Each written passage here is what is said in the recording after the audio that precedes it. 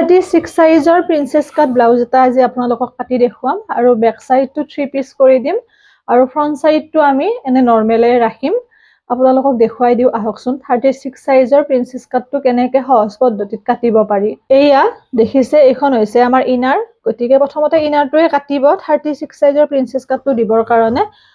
আমি 16 front সাইডো 16 back সাইডো 16 এই দুয়োটা আমি 16 লৈ লৈছো লক্ষ্য ৰাখিব আৰু একেবাৰে মই সহজ পদ্ধতিত শিকাম সকলোৰে ভাল হ'ব গতিকে চাব এয়া 16 আৰু দীঘলটো আমাৰ 9 4 গুণ 37 যেহেতুকে আমি 9 লৈ জাপিব লাগে কিন্তু এক্সট্ৰা 2 ইঞ্চি ৰখাৰ লগে লগে আমাৰ 11 হৈ যায় 11 লৈ জাপিব লাগে কিন্তু প্ৰিন্সেছ কাটৰ ফ্ৰন্ট সাইডটো যেহেতুকে 2 ইঞ্চি আমি এক্সট্ৰা ল'ব লাগিব কাৰণ 2 ইঞ্চিটো আমাৰ টেমপ্লেটত যাব গতিকে 2 ইঞ্চিটো এক্সট্ৰা লোৱাৰ লগে লগে আমাৰ 11 12 13 হ'ব গতিকে আমি 13 লৈ জাপিম তাৰ পিছত আমি মাইনাস কৰি দিম এইটো হৈছে একেবাৰে সহজ পদ্ধতি সকলোৰে শিকোৱাৰ প্ৰসেসবোৰ বেলেগ বেলেগ গতিকে আপোনালোকে যেটো ইজি পায় হেতু কৰিব এয়া 14 লৈ আমি জাপি দিম ফ্ৰন্ট বেক দুয়োটা 16 লৈছো হেতু লক্ষ্য ৰাখিব এতিয়া আমি এইখিনি কাটি উলিয়াই লম লৈ পেলাই দেখুৱাই আছো এতিয়া আমি জোখমাখখিনি পুনৰবাৰ দেখুৱাই দিও এয়া দীঘলটো 16 বেক সাইডো 16 ফ্ৰন্ট সাইডো 16 আৰু বাকি আমাৰ বহলটো আমি লৈছো যেহেতুকে আমাৰ 36 সাইজৰ ব্লাউজ 9 4 গুণ 37 2 ইঞ্চি বঢ়োৱাৰ লগে লগে আপোনাৰ 11 হয় আৰু আমি 2 ইঞ্চি এক্সট্ৰা কৈ লম 13 হ'ব কাৰণ যেহেতুকে এইটো আমাৰ প্ৰিন্সেছ কাট ফ্ৰন্ট সাইজত মানে 2 ইঞ্চি আমাৰ লাগিব কাৰণ টেমপ্লেটত 2 ইঞ্চি যায় গতিকে আপোনালোকে বহলটো ল'ব 13 আৰু এইখিনি আঢ়ৈ 2 আৰু আধা এইখিনি হৈছে 3 আৰু এই দীঘলটো হৈছে 6 তাৰ পিছত স্কেলৰ সহায়ত ধুনিয়াকে 6 লৈ এনেকে আপোনালোকে টানি ল'ব এতিয়া বহল যেন লাগিছে কাৰণ 2 ইঞ্চিটো যেহেতু আমি মাইনাস কৰিম তেতিয়া এইখিনি মিলি যাব আৰু এইটো হৈছে 6 ফ্ৰন্ট সাইডটো আপোনালোকে যি দিয়ে কাট সুইডাৰ্ট নেক বা যেনেকুৱা হেতু পিছত আপোনালোকে কৰি ল'ব পাৰিব এতিয়া বৰ্তমান আমি নৰমাল ৰাউন্ড শেপতে ৰাখি দিছো আৰু এইখিনি আধা ইঞ্চ ল'ব এই আধা ইঞ্চ লোৱাটো জৰুৰী আধা ইঞ্চটো ল'বই লাগিব কাৰণ নহলে আমাৰ কান্ধৰ পৰা ব্লাউজটো নামি যাব সিলাইটো আমি আধা ইঞ্চ বেকাকৈ মাৰিম আৰু তাৰ উপৰি এইখিনি আমি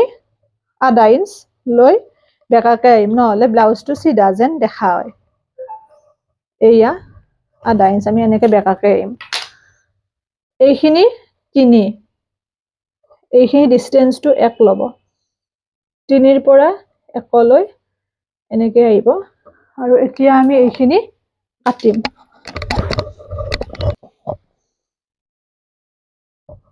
এতিয়া আমি এইখিনি কাটিম কটাৰ প্ৰসেসটো এই পদ্ধতিৰে কাটিব ইফালৰ পৰা হিফালে কাটিলে তেতিয়া বস্তুটো আপোনাৰ কমি ল'ব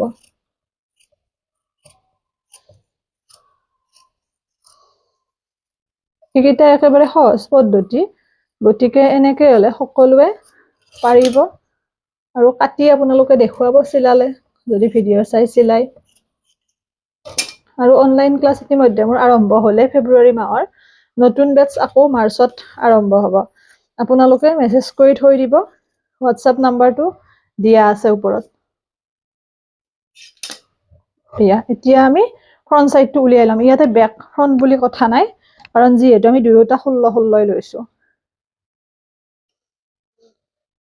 ফ্ৰন্ট সাইডটো উলিয়াই লম আৰু এইটো হৈছে বেক সাইড এতিয়া আমি বেক সাইডৰ পৰা মাইনাস কৰিম 2 ইঞ্চি কাৰণ যেহেতুকে কলৱে ফ্ৰন্ট সাইডত টেমপ্লেটত লাগিব 2 ইঞ্চি আমি মাইনাস কৰি দিম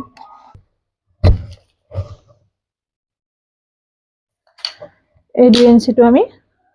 মাইনাস কৰিম বেক সাইডৰ পৰা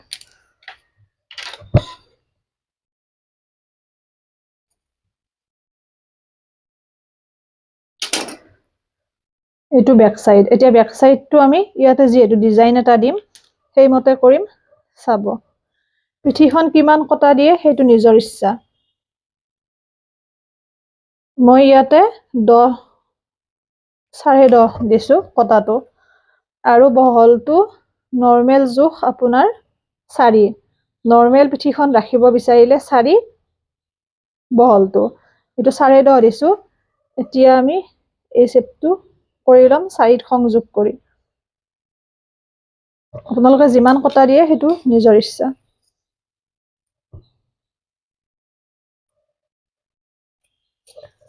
আৰু যিহেতুকে ইয়াত আমি ব্যাক সাইডটো 3 পিসৰ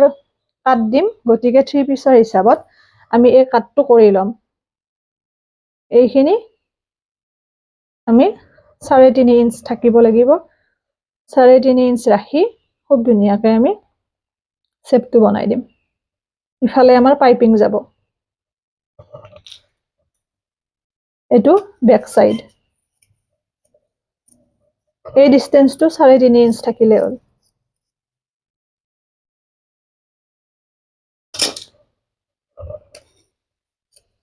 আৰু এইখিনি অকমান মিলাই দিব এটো ব্যাক সাইড যেতিয়া আমি ব্লাউজটো সিলাম তেতিয়া আমাৰ এইখিনি এনেকুৱা হ'ব এইফালে আমাৰ পাইপিং যাব ইফালে পাইপিং আৰু এইফালে পাইপিং যাব এইটো ব্যাক সাইডৰ 3 পিস ডিজাইন আৰু ফ্ৰন্ট সাইডটো মই এতিয়া জখমাখ কৰিম যেহেতু প্ৰিন্সেছ কাট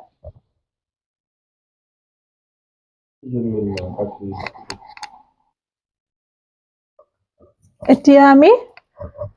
সাব প্ৰিন্সেছ কাটৰ মেইন জখখিনি আমি লম এটো যেহেতু 36 সাইজৰ হয় গতিকে ইয়াতে মই 10 লৈছো 10ত আপোনালোকে চিন দিব আৰু এইখিনি লৈছো 3.5 ইঞ্চ 3.5 ইঞ্চটো 10ৰ সিধাকে হ'ব লাগিব এইটো 3.5 ইঞ্চ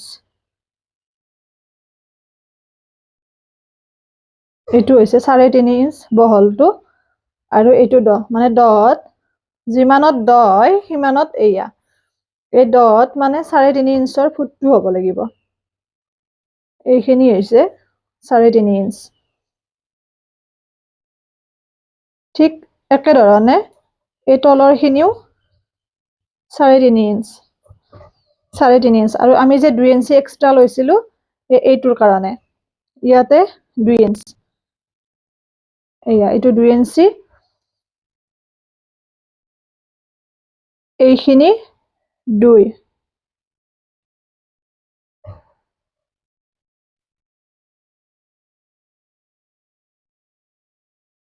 এইটো 3.5 ইঞ্চ এইটো 2 ইঞ্চ এতিয়া আমি এইটো মোবাইলটো বেছি হিট হৈছে নেকি আকো নহয় দে হেকলে জ্বলে এটা বস্তু আই দে মানে ওকে বুলি যাইছে ইওকে এয়া এতিয়া আমি এইখিনি এনেকে 10ত সংযোগ কৰিম সংযোগ কৰি এইদৰে এইটো আহিব প্ৰিন্সেছ কাটৰ এইখিনি 3.5 ইঞ্চ এইখিনি 2 ইঞ্চ এইখিনিও 2 ইঞ্চ 2 ইঞ্চত এনেকে ৰৈ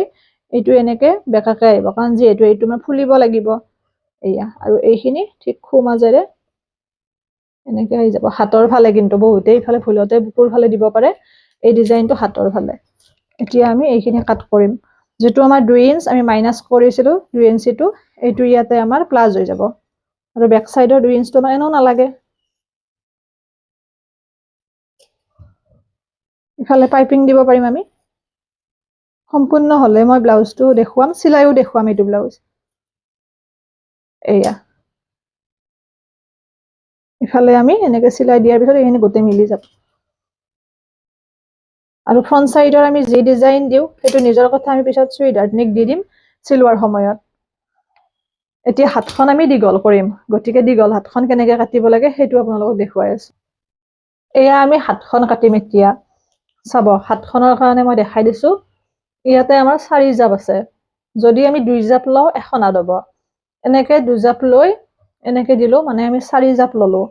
গতিকে ইয়াতে একেলগতে দুখন আদব দুখন হাত হোৱাৰ লগে লগে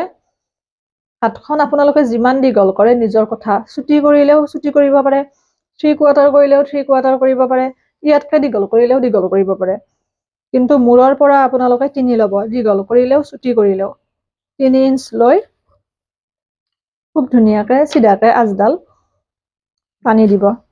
3 ইঞ্চ লৈ তাৰ পিছত এতিয়া আমি হাতখন পাৰফেক্ট হোৱাৰ কাৰণে কাণখন আমি পাৰি দিম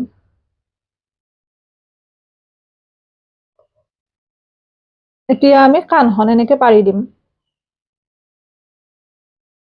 কাণখন পাৰি দি 3 ইঞ্চিত ৰৈ যাব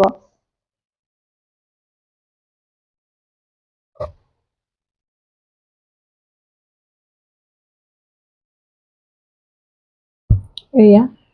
3 ইঞ্চিত ৰৈ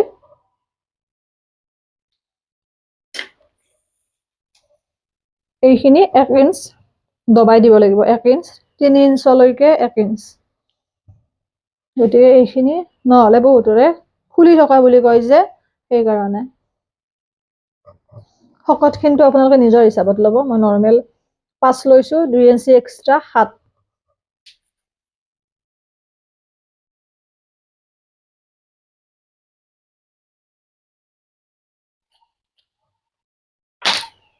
এতিয়া আমি কাটিম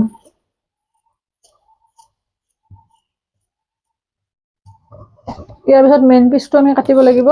এই ইনাৰটো পাৰি পাৰি মেইন পিচটো কাটিলে হ'ল হৈ গ'ল হাতখন এইদৰে আপোনালোকেও কাটিব 36 সাইজৰ প্ৰিন্সেছ কাট ব্লাউজটো আৰু কাটি মোক দেখুৱাব এয়া